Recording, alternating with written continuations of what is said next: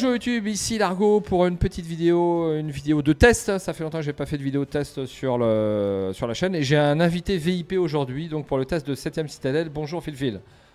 Salut Largo, salut à toutes et à tous. Ça va? Ça va et toi? Alors on est lundi, c'est jour férié, c'est la Pentecôte ou je sais plus quoi, un truc dans le genre et on en a profité. On s'est dit tiens, on va faire un petit test de 7ème Citadelle pour vous dire si ce jeu-là est bon ou mauvais. Enfin, je pense que vous connaissez un petit peu la réponse si vous suivez la chaîne et si vous devez l'acheter. Alors, comme moi, j'ai pas été au bout du jeu, n'est-ce pas? Je suis quasiment arrivé au bout d'une menace, mais j'ai pas terminé le jeu. Je me suis adjoint les services d'un professionnel, n'est-ce pas, de 7ème Citadelle et du 7ème continent aussi, on peut le dire. Ah, Phil, tu as joué les deux, hein? Et puis, oui, j'ai joué les deux. Puis d'ailleurs, tu m'as pas présenté. Phil, c'est qui? C'est une personne qui tient une chaîne aussi sur Aura Arkham, notre jeu préféré. Je mets... Aura Arkham, J'ai JCE oublié. Chanel. C'était tellement évident que j'ai oublié. Je mettrai le lien en dessous de la vidéo, bien sûr. Et puis donc, on se connaît depuis l'organisation de l'Arkham, de la journée Arkham par Shep et Ryzen Oui, avant le Covid. Alors, ça commence à oui, dater, hein. on s'est vu là-bas, effectivement. On a fait une vidéo sur ma chaîne avec toi, une partie. On a fait 3-4 vidéos sur ta chaîne déjà, sur Board Game Arena, où on a fait des jeux de société ensemble, où j'ai pris ma fessée à chaque fois d'ailleurs. Je ne crois pas. Tu confonds de personne. Si, on a fait des jeux avec toi À quel sur jeu ta chaîne. déjà? On a joué à Les Ruines perdues de Narak ensemble sur Board Game Arena pour ta chaîne. On a joué à Lewis et Clark, qu'on avait joué. On a joué à Donjon Twister aussi ensemble Alors, Donjon sur Twister, oui, ça y est, ça me parle ta maintenant. chaîne. On a fait On a fait 3-4 jeux Alors, ensemble. les deux autres, je m'en souviens pas du tout, hein. Ça doit remonter avant le Bah, Covid, hein. tu as regardé sur ta chaîne. Ouais, j'ai fait une recherche sur la chaîne, d'accord, c'est possible. Alors revenons à nos moutons. Septième continent, 7ème citadelle, pardon, pour vous situer un petit peu ce que c'est la suite spirituelle, mais les deux jeux n'ont pas de lien, la suite spirituelle du 7ème continent. C'est-à-dire que les auteurs ont décidé de refaire un jeu avec les mêmes mécaniques modifiées de 7ème continent pour améliorer leur jeu. Et il faut bien dire qu'ils y sont arrivés. Donc 7ème Citadelle, c'est un jeu à base de cartes. Donc vous achetez environ 1000 cartes, peut-être un petit peu moins dans ces eaux-là. Et le plateau de jeu va se créer sous vos yeux, un petit peu à la carte Aventura si vous connaissez. Vous allez avoir votre aventurier avec votre deck. C'est d'ailleurs l'une des évolutions avec 7ème Citadelle. C'est-à-dire que vous allez avoir votre deck et vous n'aurez plus un deck général comme vous avez sur le 7ème continent. Pour vous balader sur un continent qui s'appelle les Terres effondrées et vous allez jouer différents scénarios appelés menaces. Combien de scénarios dans la boîte de base, Phil? Combien de menaces? Du 7e continent. 7ème Citadelle. 7e citadelle, il y en a deux, plus une autre qu'on peut acheter, Voilà. que j'ai pris aussi, moi, dans le all-in. Je voulais juste ajouter que Carte Aventura, ils ont copié sur le 7e continent. C'est sorti après, ils ont repris la mécanique. Ils ont bien fait, c'est une très bonne mécanique. Ouais. Hein. Mm, mm. Ce jeu, donc, comment va se dérouler 7ème Citadelle? Vous avez un deck de cartes qui constitue vos actions. Des actions vont apparaître sur les cartes qui sont sur le plateau de jeu. Vous allez pouvoir tenter ces actions et pour ce faire, comme s'affiche à l'écran, vous allez pouvoir tirer des cartes de votre deck et afficher des succès. Donc ça paraît un petit peu aléatoire de tirer des cartes de ce deck pour avoir des succès. Est-ce qu'on peut modifier un petit peu ce côté aléatoire, Phil? Ah bah, bien sûr, avec les objets, tous les objets qu'on récupère, plus on avance, plus on récupère des objets et plus on se bonifie avec. Et puis il y a aussi des cartes bleues, des cartes d'action qui donnent des étoiles ou qui aident à augmenter le chaînage, Oui. et d'autres cartes bleues qui peuvent filer des coups de main aussi. Des événements, on appelle ça à Arkham d'ailleurs. Oui, ça correspond un petit peu aux événements d'Arkham. Alors moi, j'ai pas toujours les bonnes cartes au bon moment. C'est un petit peu la Ouais, difficulté ouais, du jeu c'est pas et ça peut évident, être, hein. ça peut être un peu frustrant. Quand il y a un truc où il faut faire du bateau puis qu'on n'a pas le truc pour faire le bateau, eh ben on n'a pas, on est dans le caca. Mais Voilà. on peut s'arranger après avec les cartes qui donnent des étoiles, avec les cartes qui. Il y a des cartes qui augmentent tout en fait. Il y en a qui augmentent par exemple le bateau. l'encre. Et il y en a d'autres qui augmentent un peu de tout. Donc souvent, moi, je priorise ces cartes-là, en fait, pour essayer d'être plus polyvalent. D'accord, ok. Ou des cartes aussi qui vont rechercher des cartes dans la défausse, ce qui me permet d'aller rechercher mon étoile ou mon chaînage supplémentaire. Ouais, absolument. Donc ce côté aléatoire va pouvoir un petit peu vous rebuter, mais je dirais que c'est pas plus aléatoire, par exemple, qu'un ISS Vanguard qui vient de sortir avec du lancer de dés, et je dirais que c'est une mécanique qui est meilleure que le lancer de dés, de mon point de vue, puisque si on est bon joueur, on peut quand même peut-être mesurer, enfin enregistrer les cartes qui sont passées et un peu savoir ce qui nous reste dans notre deck. Si on est un bon joueur, ce qui n'est pas mon cas. Qu'en penses-tu? Oui, oui, tout à fait. On peut essayer de se rappeler les cartes, mais moi, je le fais pas spécialement non plus, hein. J'aime Comme un bien joueur jouer de comme poker, si ça. vous voulez. Hein. Ouais, non, moi, j'aime bien jouer comme ça sans trop calculer aussi. Tout à fait, au feeling, à l'instinct. Vous jouerez comme vous voulez.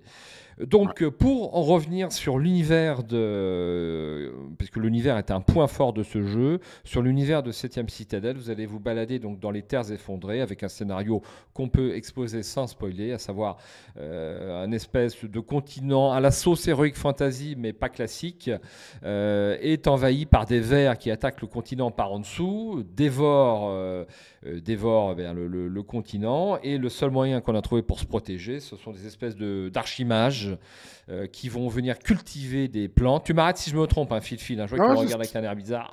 non, non, non, c'est ça, hein.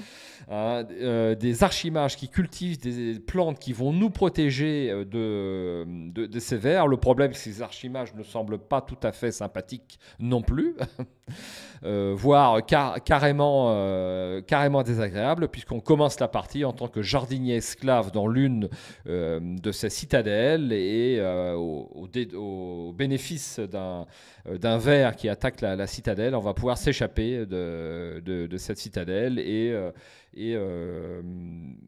sauver Et- notre communauté. Et on va, c'est l'autre, encore un point fort du jeu, on va engager la prise en charge d'une communauté de survivants que nous allons devoir diriger.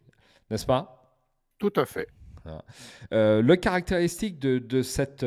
comment ça se traduit au niveau des effets de jeu? Vous allez avoir votre village, vous allez pouvoir construire des bâtiments à l'aide de points d'expérience que vous allez collecter durant votre scénario. Ces bâtiments, comme une caserne, un hôpital, un cimetière, vont vous rapporter différents effets de jeu qui vont vous permettre, d'avoir plus de cartes dans votre deck, qui vont vous permettre de découvrir le continent, puisque vous avez également dans 7e continent, 7e citadelle. À chaque fois, je confonds les deux, hein. C'est terrible. Vous allez avoir cette carte avec des emplacements pour support de cartes. Hein. On a toujours envie de repasser ce support plastique, mais enfin de le repasser parce qu'il est un peu plié, mais on va pouvoir mettre des cartes dans ces supports et faire apparaître, encore un petit peu à la carte en Ventura, faire apparaître le 7e continent. Alors toi qui as joué l'ensemble du scénario, est-ce que le scénario tient toutes ses promesses sur la longueur? Alors, j'ai pas tout à fait joué l'ensemble. J'ai fait la première menace, ouais, entièrement. Je peux vous dire qu'il y a des belles surprises vers la fin. Je sais Bon, pas si tu y as été, toi, non, à la fin. pas Voilà, encore. il y a des chouettes trucs. J'ai été surpris. Je dis, ah bon, c'est tout? Non, non, non, non. Enfin, il y a des surprises. Ok. C'est bien cool. J'ai fait le deuxième. Je suis aux trois quarts, je crois, du deuxième. Ouais, trois quarts des tambours funestes. Est-ce que Qui tu joues en solo est, ou à deux? qui est effectivement un peu plus compliqué. Alors, tu sais que je suis un fan du soluo. Oui. Sur Arkham, je joue Ah, tout le temps en soluo. Et puis là, bah, un petit peu aussi. Mais c'est surtout pour pouvoir jouer les quatre personnages, en fait. La prochaine fois que j'y retournerai, je reprendrai les deux autres, tu vois. Puis comme ça, au moins, j'aurai joué les quatre personnages et j'aurais fait moins de campagne. Et puis non, j'aime bien en soluo. Je trouve ça sympa. Malgré que là, dans celui-là, par rapport au septième continent, il y a beaucoup moins d'entraide entre les deux personnages. c'est vrai. Tu peux pas facilement. Il y a que quelques rares cartes événements qui peuvent intervenir pour un test d'une autre personne, mais Tout à sinon, fait. il y a beaucoup moins de. Alors, par contre, on est plus polyvalent lorsqu'on joue à deux personnages. Mm. avec 2 personnages. Donc si vous jouez en solo, vous pouvez Tout à prendre fait. au choix un personnage ou 2 personnages. Le jeu est tout à fait jouable avec un seul personnage, ou si vous avez les épaules bien carrées comme Phil, vous pouvez prendre 2 personnages. Avec un peu plus de risque d'erreur aussi, peut-être parfois, moins qu'Arkham cependant, hein, si on fait un petit peu la comparaison des deux. Donc au niveau scénario, ce que j'ai beaucoup apprécié en point fort de ce jeu, c'est vraiment un scénario mature, adulte, non manichéen, gris. Hein. On ne sait pas, au jour d'aujourd'hui, je ne sais pas qui sont les méchants, qui sont les gentils, en espérant qu'il y ait des gentils, Phil. Hein. Je ne Bah, sais pas. on en rencontre quelques-uns, hein, des personnages un peu comme nous qui sont perdus, qui Ouais. sont échappés d'autres citadelles, on en rencontre. Ouais. Alors, septième citadelle, ça transparaît dans nos paroles. Le point fort, c'est quand même un univers vraiment très bien construit, Ouais, c'est une merveille. c'est une merveille, digne d'un écrivain, il faut bien le dire. Ouais. Voilà, on est. Bruno, là, il a fait fort, hein. Dans les textes, Bruno Sauter, il a fait très très fort. Ouais, je crois que c'est Bruno Sauter qui fait les textes et Ludo qui fait plutôt les Ouais. dessins. Avec Peut-être Chronique, bah, même lui aussi, il a fait très fort, hein, parce que je trouve qu'il s'est encore amélioré par rapport au septième continent au niveau des illustrations. C'est encore plus joli, c'est une merveille. On Franchement, a- c'est une merveille. Je vais te dire franchement, hein, Oui, des jeux de société, hein, j'en ai 200. oui, Euh, j'ai tous les plus connus, hein, Gloomhaven, Iron Sand, enfin plein, Earthborn aussi. Mon préféré, c'est Arkham. Bon, ça, c'est comme toi, hein, il est tellement immersif ce jeu, il y a tellement de scénarios différents. oui. Mais mon deuxième préféré, bah, ça y est, la septième citadelle, il est dedans. Et puis il y a même le septième continent en 3, voire quatrième. Enfin voilà, c'est des super jeux, quoi. Sautez Tout dessus à fait. HTV. Ouais, ça sera. Alors, on vous dit la conclusion un petit peu. Il faut aller vers septième citadelle sans En plus, hésiter, puisque en plus c'est français. en plus c'est français. De nombreux défauts ont été corrigés par rapport à septième continent. Donc, on en a cité un, à savoir que vous avez, selon le nombre de joueurs, vous avez votre deck. Donc, c'est plus immersif pour jouer son propre personnage si vous jouez en multi. Je ne parle pas du solo. Vous avez corrigé le fait qu'on se perd beaucoup moins sur septième continent. Moi, je me perds plus. Alors, il y a peut-être des trucs pour se diriger dans le septième continent. Le jeu septième citadelle est tellement bon que j'ai envie de reprendre septième continent. En fait, le problème avec le septième continent, des joueurs qui se plaignaient, c'est que bah déjà, ils avaient qu'à jouer en mode facile, hein. Quand on débute un jeu, on se met en mode facile. Moi, je m'étais en mode facile, il n'y a pas de souci. Et il y avait même des cartes supplémentaires qu'on pouvait ajouter dedans aussi. Et surtout, bah, quand on dit d'aller au nord, il faut aller au nord, il ne faut pas aller à gauche ou à droite. Et puis, pas forcément. Après, ils se perdaient. Eh ben oui. Franchement, alors j'avais fait une dernière menace. Franchement, j'avais fait super gaffe au chemin à prendre et je m'étais quand même perdu. Mm. Bon, voilà. Après, moi, je suis un C'est joueur assez moyen. Hein. c'est vrai qu'il est Il n'y a beaucoup pas de moins. souci. C'est vrai qu'il est beaucoup moins évident le septième continent. Bah ouais, c'est Pour pas, te, c'est pas facile. Hein. Pour te dire, septième continent, j'avais fait tout. Alors là, je l'ai fait, mais dans tous les sens. Celui-là, j'ai fait toutes les menaces. Et il y a même un moment où j'avais pris les 7 menaces principales, Mm. pas la deuxième boîte, mais les 7 menaces principales, et je les avais toutes faites d'un coup en même temps, Alors, en mode rush super long, quoi. Jérôme me Et, disait et, et j- il y avait une menace qu'il fallait faire. Cette menace, c'était de faire toutes les menaces en même temps. C'est bien ça? non, Ouais, c'est pas vraiment ça. C'est qu'il faut aller partout dans toute la carte pour trouver des monstres, des ennemis. d'accord.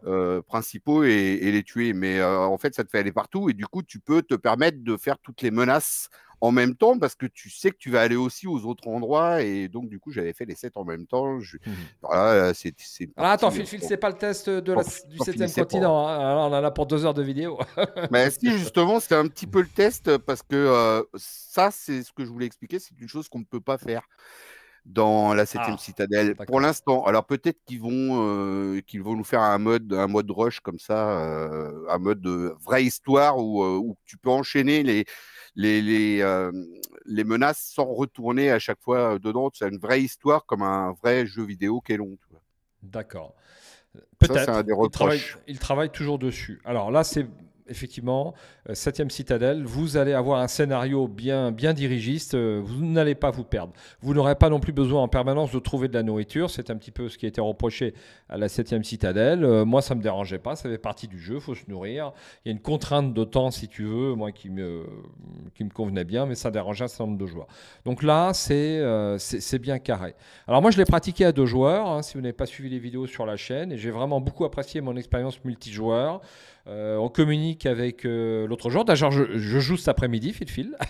Je continue Arkham aussi. Eh bien, je jouais à Arkham ce matin. Alors, j'aborde mon cas personnel. J'étais dans une période un peu plate au niveau jeu, et là, je reprends à fond, hein. Je ne sais Bon. pas si tu as remarqué. Ah bah, il y en a deux gros qui sortent en même temps. Alors là, on enchaîne. Tout à fait. Je voulais juste ajouter Oui, aussi au niveau de la différence entre 7e continent et 7e citadelle, c'est le crafting aussi. Avant, il fallait combiner les objets les uns dans les autres. Alors, c'était sympa comme idée et on pouvait faire des bons combos, mais c'était un peu lourd. Et puis là, ils nous ont vraiment fait des objets avec un système de poids. Et puis là, et tu te de crois Bazas. vraiment, Voilà. et tu te crois vraiment dans un jeu vidéo là, où au bout d'un moment, tu dépasses le poids, tu es obligé de virer un des objets et au Ouais. moins, tu n'as pas une histoire de, de combiner les objets les uns dans les autres, qui est un Ouais, petit peu gênant, qui était pas fluff, qui était pas qui tellement n'était pas fluff. fluff, Ouais. et le fait d'avoir un deck commun aussi qui n'était pas fluff. Et Ah, là, ça ils ont c'est clair. tout Ouais, amélioré, tout à ils fait. ont fait ce que les backers leur ont dit, et voilà. Et c'est super. Et le Voilà. jeu, là, il est franchement terrible. Eh bien, le jeu est terrible, hein. Si vous êtes arrivé jusque-là de notre vidéo, ce jeu-là est terrible. Il n'a pas d'équivalent pour ce que j'en ai vu. Et bon, Phil qui a été un petit peu plus loin nous le confirme. J'ai beaucoup de mal à recommander des jeux Kickstarter, hein. Tu sais que c'est mon cheval de bataille. Mm. Et celui-ci, on a quand même chez Serious Poop des gens sérieux qui, lorsqu'ils sont sur un projet, ne font pas autre chose et n'auront pas entamé 36 projets Kickstarter histoire de collecter des fonds. Je vais remettre une couche sur Kickstarter sur une petite vidéo prochainement. Mais bref, Moi, c'est je un vais en autre faire une sujet. petite couche. Je vais en faire une petite couche Ah, vas-y, de vas-y. Kickstarter. Et ben, j'ai connu Kickstarter avec le 7e continent et j'ai enchaîné avec la 6e citadelle. Et puis Ouais. tout le restant, ça m'intéresse pas du tout. Voilà. Ah, bon. Il y a que voilà, il y a que eux qui m'intéressent. Et puis voilà. Ouais, et ben Je t'as bien regarde même pas raison. les autres jeux. Ouais. Ça m'intéresse pas. Je regarde pas les autres jeux. J'ai pas envie d'attendre 2 ans pour avoir d'autres jeux. Il y a que il y a que eux que même si c'est 4 ans, j'attends. Je m'en fous. Je sais que c'est trop canon. Eh ben, c'est tout à fait le cas, on est entièrement d'accord. Alors, on va continuer un petit peu. Est-ce qu'on a bien exposé l'ensemble des mécaniques de la septième citadelle? Donc, on a rappelé que nous avions une carte qui venait se modifier au fur et à mesure que vous découvriez les éléments du jeu. Vous avez une feuille de personnage très développée avec un arbre de compétences. Vas-y, Phil. Il y a encore un truc qui est super bien, qu'ils ont amélioré et qui est génial, parce que ça fait comme dans les jeux vidéo aussi. C'est le fameux brouillard. C'est quand tu te retrouves à aller à un endroit et que tu vois que le test il est vraiment trop compliqué pour toi, bah, tu sais que tu n'as pas le level, c'est pas par là qu'il faut aller, quoi. Et du coup, bah, tu continues ta route où le niveau est plus bas, et puis bah, tu réussis du coup à faire Alors, tu ta parles du menace. système de carte d'exploration. Le brouillard, Ouais, ouais. ouais. Alors là, nous avons un espèce de niveau j'allais dire niveau de radioactivité, mais c'est pas tout à fait ça. Un peu ça. Ouais, ça ressemble à savoir que des vers vont se circuler sur la carte et s'il y a trop, la menace est trop importante, vous n'allez pas pouvoir aller dans ces directions et donc le scénario va vous diriger dans la bonne direction. Bah, Ça tu peux y aller, n'existe. mais Hein. tu dépenses 7 ou 10 cartes, d'un seul coup, t'as pas envie, quoi. Eh ben, t'as pas envie. Alors tu peux, mais t'as pas envie parce que tu vas consommer ton deck. Alors rappelle que ton deck fait environ au début du jeu 25 cartes. Tu vas pouvoir consommer ces cartes pour réussir des actions et c'est en même temps tes points de vie. Hein, à savoir qu'on a un certain nombre de points de vie et ces points de vie vont servir à réapprovisionner le deck. Et quand vous avez plus de points de vie, vous ne pouvez plus remettre de cartes dans votre deck. Et donc, vous avez perdu la menace. Vous n'avez plus qu'à redémarrer au rez-de-chaussée. Vous avez 3 niveaux de difficulté, encore un point fort. Moi, je suis en niveau intermédiaire. J'ai déjà envie de refaire le scénario que je suis en train de jouer en mode difficile pour, comme à Arkham, mieux optimiser mon deck et mieux jouer. On a envie de se battre mieux contre le scénario, comme à Arkham. Tu me rejoins, Phil? Ouais, tout à fait. Et donc, il y a un air de reviens-y en permanence. Alors, comme tu l'as dit, Arkham est un excellent jeu. Pour moi, effectivement, 7ème Citadelle titille quand même, parce qu'on vit quand même une aventure de façon plus développée. Alors, la rejouabilité sera peut-être un petit peu inférieure quand même, parce que Arkham, on le sait, il y a 12 000 investigateurs qu'on peut prendre. Enfin, 12 000, j'exagère un poil. Et il y a 5000, et il y a 5000 scénarios qu'on parle, et des fanmates de fous en plus, dont on Voilà. a participé Il y en a à beaucoup. prétester. Il y en a beaucoup. Mm. C'est complet. Je voulais juste ajouter que bah, du coup, il y a d'autres nouveautés. Il y a des dialogues avec des PNJ Le qu'avant, livre il y avait dialogue, on très allait peu. l'oublier. Il y avait très peu de PNJ avant. Maintenant, il y en a plein. On parle avec plein de personnes. Et puis, Ouais. selon ce qu'on dit, on fait d'autres choses. Et c'est super bien. C'est vraiment un livre dont vous êtes le héros, mais en fois 1000 Tout à fait. au niveau de la puissance. Et il y a aussi le fameux crafting de camps, quoi, de camps. On fait des bâtiments qui nous donnent. Il y a certains bâtiments qui nous donnent même des personnages qu'on trimballe avec nous, et je ne vais pas en dire plus, mais voilà, quoi. Il y a plein de choses. Voilà. On fabrique des Le bâtiments. 7e continent était un petit peu vide, et Bruno Sauter l'a dit sur l'interview. Ils ont voulu le repeupler, ils ont créé un livre de dialogue un peu à la This War of Mine, si vous connaissez, quasiment aussi épais, si ce n'est plus épais, avec Pareil. de multiples choix, de multiples embranchements. On peut discuter, on peut avoir des compagnons qui nous accompagnent ou non. On peut choisir des compagnons qui nous accompagnent en début de scénario et qui vont nous donner là encore des possibilités d'action supplémentaires. Alors, moi, à chaque fois que j'ai choisi un compagnon, c'est difficile à choisir, hein, puisqu'on ne sait pas de quelles actions on aura besoin durant le scénario. Et ça, c'est un petit peu délicat à appréhender. Donc, je Et reviens. Oui. ce qui est bien aussi au niveau des compagnons, c'est qu'on n'est pas limité, on peut en avoir plusieurs. Moi, il y a un moment, je me suis retrouvé avec quatre compagnons en même temps, hein. Oui. Et c'est bien, c'est sympa. Alors, sur la plupart des scénarios, alors, quand je dis scénario, il faut rappeler qu'une menace est constituée de plusieurs scénarios. Voilà, on ne l'a pas dit. Donc, Il y a quand même vous... des embranchements aussi. Voilà. Il y a même des embranchements de scénarios aussi. Tout à fait. Vous avez, comme un livre dont vous êtes le héros, vous allez pouvoir suivre un chemin de scénarios selon les choix que vous faites. Et ça, c'est très fort. Tu as parlé de l'analogie avec les livres dont vous êtes le héros. Donc, les auteurs Serious Plus sont fans de livres dont vous êtes le héros. Et ils ont Moi aussi. effectivement fait un. Moi aussi, j'en ai une cinquantaine là, derrière. Ah, est-ce que tu es abonné à ma chaîne Livre dont vous êtes le héros ou pas? Ah, bah, je te donnerai le lien. Alors, je vais gagner un Je savais abonné. même, Enfin, je savais j'espère. même pas je savais même pas qu'il y avait ça. Ah bah si, j'ai fait ça. Donc pour revenir à Serious Plus, ils ont considérablement développé un système qu'ils appréciaient, le système de livre dans The Battle Hero. Un pour le jeu à plusieurs, et puis pour avoir plus de possibilités. Donc effectivement c'est trop fort. Pour revenir à la feuille de personnage, enfin à la feuille de groupe, je crois qu'elle a un nom mais il m'échappe. Ouais, Euh, hein, Ouais, le groupe. vous allez avoir un arbre de compétences où vous allez choisir, à chaque fois que vous avez des points d'expérience, eh bien, ou d'avoir des cartes supplémentaires, ou de construire des bâtiments, ou de faire apparaître des cartes sur votre map monde. Et nous avons un quatrième choix qui m'échappe. Il y en a même plus. Il y a des cartes réflexes aussi. Oui, les cartes Des cartes réflexes réflexes qui qui sont des cartes de compétences, mais particulières. Ouais. qui donnent juste une étoile et puis deux moitiés de chaque côté, et puis qui donnent des bonus aussi, qui sont bien cool. Il y a aussi une capacité où on peut enlever des cartes de notre deck, des cartes qui sont moins fortes, et du coup, ça permet d'avoir un meilleur deck. Oui. Chose que je ne fais pas. Je ne le fais jamais. À chaque fois, je la coche, mais je la fais pas, cette option. Je sais pas pourquoi. Bah C'est écoute, comme ça. peut-être à faire. Et a-t-on oublié Et il y en d'autres a, oui, il y en a d'autres. Quand on arrive au bout, il y a des cartes avec des numéros qu'on débloque et qui Ah, j'ai pas vu. elles sont toutes à l'extérieur. Et D'accord. franchement, c'est des super bonus. Ah d'accord, il faut que j'y Bah, aille je alors. les ai fait Parce que, 3-4 fois. Je les ai fait d'accord. 3-4 fois. C'est des super bonus Ouais. de fou.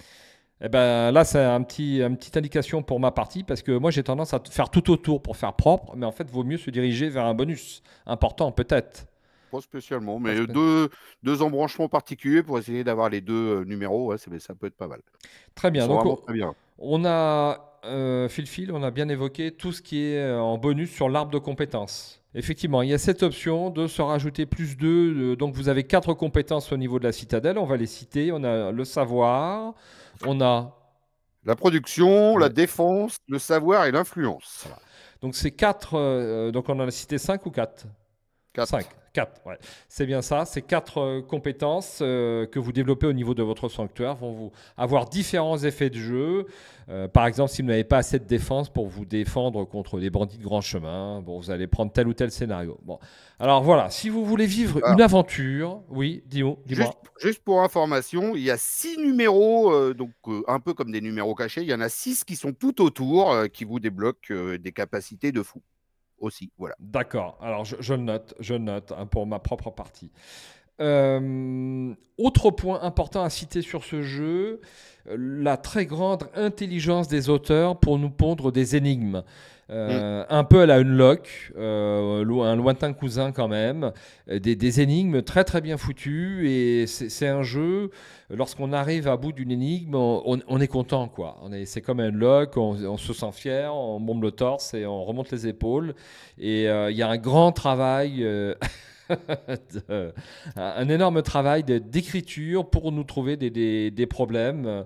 Alors une fois que vous les avez trouvés, la rejouabilité est un petit peu inférieure. C'est effectivement encore qu'ils ont commis l'exploit d'avoir des espèces de cartes pièges. Je songe à celle avec la manivelle ou Oh, celle avec les blattes explosives. Il y en a voilà. plusieurs. Il faut les compter, faire des tours de manivelle.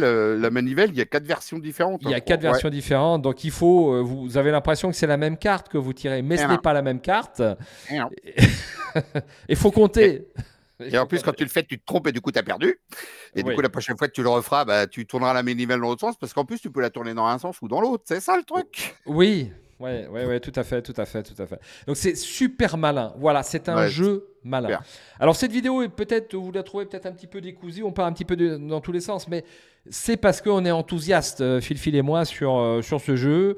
On est pris par la grande aventure que constitue ce septième citadelle. Et bon, la conclusion de cette vidéo, on va arriver au bout de cette vidéo, c'est qu'on vous recommande vivement, si vous trouvez un exemplaire d'occasion, mais ça, vous n'allez pas faire plaisir à Bruno ou à Ludo, mais de l'acheter neuf aussi, puisque vous avez nouvelle réédition qui démarre, là, je crois, en mai-juin. Hein, c'est ce que j'ai vu sur le dernier site avec une nouvelle menace. Donc une menace, c'est environ une douzaine de scénarios. Si j'ai dit menace, ça vous paraît un petit peu court. C'est quand même 12 scénarios. Chaque scénario vous prend entre 2 heures et 3 heures à faire. Ouais. Hein. C'est du costaud et vous avez de quoi faire. Et comme je vous l'ai dit, on a envie de redémarrer. Alors, est-ce qu'on a fait le tour de l'ensemble du jeu Fil ou est-ce que nous allons pouvoir ajouter quelque chose? Hein. Bah, il y a l'extension que j'ai pas encore joué, donc je sais pas du tout de quoi ça parle. Et puis j'ai hâte, mais pour l'instant, je suis sur mon Alors, c'est deuxième. le trône. Attends, Alors, vous avez 2 menaces de 12 scénarios dans la boîte de base. Vous pouvez acheter une nouvelle Ah, extension, une nouvelle menace. il y a un nouveau départ au début, on voit pas là, c'est flou. Ouais, ouais, c'est un peu flou, mais c'est pas grave. Mais je Bon, l'afficherai à l'écran, vous un inquiétez nouveau pas. départ. Après, faut les faire dans l'ordre, surtout c'est mieux, hein, parce que l'autre, elle est vraiment un peu plus. Donc le réveil de Dada Chaim qu'il faut faire en premier. Ouais, Après, ne les montre pas à l'écran, je rajouterai les images. ouais, les tambours funestes. Donc, ouais, comme je disais, j'en suis aux 3/4 à peu près. Puis après, il y a le dernier trône. Voilà, une grosse boîte hein, que j'ai eu moi aussi sur mon exemplaire presse. Donc, Alors, par contre, il y a un truc que j'ai pas fait et que je ferai quand je referai la campagne, ou que je vais faire avec le dernier trône, en fait. C'est que j'ai pas ajouté toutes les petites extensions, tous les petits oui, machins avec. Et je crois que je vais le faire pour m'ajouter plus de délire, plus de trucs. Je vais le faire. je les Tu l'as mis? afficherai à Tu l'écran. les as mis? Tu les as mis, Moi, je je les crois, ai toi. pas mis. Bah non, première partie, Non, tu tu les les as mets pas mis. pas. Première Ouais, par- bah, c'est ce que première- j'ai fait, je les ai pas mis non plus. Bah ouais, parce que. Alors, Je vais les mettre après. on va pas faire le test de ces petites extensions pour vous dire si elles sont bien ou pas, parce que, on les a pas testées. Je me rappelle, moi, que sur le septième continent, je me rappelle de la météo, où ça alourdissait quand même pas mal le jeu. Donc j'espère que Météo, là, ils ont fait la météo, fluide, je courais pas trop après. Les verts, j'aimais bien parce que tu pouvais faire. élever ton verre. Ouais, ça faisait comme les Pokémon un peu. Mais j'ai vraiment trop Et envie j'aimais de refaire le septième continent. et j'ai bien aimé aussi la petite avec la montre dessus parce que avec l'histoire des papillons parce que celle-là elle t'aidait bien Ah, on justement met à même chaque pas fois les que doigts dans le nez à l'écran. non, non, je me Ah grattais parce que bon. j'attrape un coup de soleil. Et j'ai bien aimé celle avec la montre à gousset où quand tu te reposais, elle te filait vraiment des bons bonus et puis il y avait des trucs sympas. Il y a plein de trucs sympas, forcément, dans le 7e continent. Et la 7e citadelle, c'est encore mieux. Hein. Donc, Etrigan met des Etrigan House de diamant. Moi, je vais mettre un Arkham House de diamant. Là-dessus, tu es d'accord, Phil? Salut Etrigan au passage. Oui. S'il suit les vidéos. À mon avis, il n'a pas le temps, il joue trop. Hein. Donc, je ne sais pas comment il fait. Ouais. Si elle se trouve, il y a 2 jumeaux Etrigan et il se relaie à l'écran parce que sinon, il n'y a pas le temps. Salut à tous les youtubeurs, Philcast, tout ça. Oui, vous m'aviez jamais vu en interview, mais j'avais déjà été en interview sur une chaîne de Keycord. Je fais de la pub au passage de mon ami Keycord. Voilà, qui a une chaîne sur les jeux de société aussi. On essaiera de mettre le lien si j'y pense. Ok, alors est-ce qu'on a fait le tour, Phil, de 7e citadelle ou pas? Bon, je pense que tu voulais rajouter. Je suis en train de replonger ce qu'il y a dans la boîte. On n'a pas parlé du prix, qu'il est vraiment pas cher. Mais alors, bien, il faut que ça reste pas cher. Je t'interromps. Alors, d'un point supplémentaire, Phil, le prix est quand même extrêmement compétitif par rapport au nombre de cartes. Par rapport au nombre de cartes et puis par rapport au volume de travail, de toute évidence, qu'il a fallu faire pour ce jeu. 65 € hein, pour la première version Kickstarter, et là, c'est un petit peu augmenté. Alors, je l'afficherai à l'écran. Je ne me souviens pas combien c'est sur la nouvelle édition qui arrive au mois de juin, mais moi ça me paraît pas cher. Alors c'est vrai, plus vous éditez de versions de ce jeu comme un livre, plus vous baissez le prix. Comme ils ont un certain succès, j'ai bien suivi. Alors petite curiosité, Phil, toi qui est un petit peu sur YouTube aussi, moi j'ai pas vu beaucoup de vidéos sur la 7e citadelle. Alors si, il y en a quelques-unes, mais pas énormément. Hein. Je suis en train de les suivre en ce moment. Il y a un gars, attends, je vais y aller sur YouTube vite fait. Parce que justement, il y a Jeu Solo. J-E-U. Qu'on a fait quelques-unes. Solo, tout accroché, qui est au réveil de Dada Shem. Il en fait pas mal. Il y a le Big Bang ludique aussi, qui a fait quelques parties pour l'instant, mais ils en font de temps en temps. Je crois que c'est des Belges. D'accord. C'est un homme avec sa chérie. Donc il y a quelques parties quand même, mais c'est vrai qu'il n'y en a pas des tonnes. Il n'y en a pas des tonnes, et j'étais un petit peu surpris parce qu'ils ont quand même envoyé pas mal d'exemplaires presse, et j'ai pas vu tant de chaînes que ça avec le test de la il y en a pas mal qui ont fait le nouveau départ, le truc de base, oui. Là, mais qui n'ont pas après qui n'ont pas fait la campagne. Ouais, tout à fait. Après, ça spoil un peu. Hein. Ok. Eh ben, écoute, je pense qu'on voit le bout de cette vidéo, qui va durer quand même 40 minutes, c'est déjà sympa. Hein, donc voilà, on vous jette à la figure, si vous passez par cette vidéo, notre enthousiasme pour 7e citadelle. Et excellent jeu. La coupe pas celle-là. Hein. Absolument, comme dirait Dargo. Effectivement, c'est un mot qui revient souvent dans ma bouche. Absolument, vous devez... c'est une valeur sûre et vraiment... si vous le voulez bien. Et vous allez nous suivre si vous le voulez bien.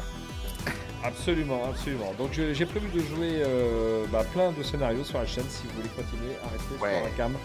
Adventure TV. Phil, il me reste qu'à te remercier de m'avoir consacré un petit peu de temps. Merci. Et puis de nous avoir fait part de ton expérience sur ces 2 jeux. Et puis je te dis à bientôt. Ciao, un détour ou d'Arkham ou de 7e citadelle ou de l'un des nombreux jeux d'aventure que nous apprécions tous les deux. Arkham sur ma chaîne aussi. Ça marche. Salut. Sur ta chaîne. Ciao.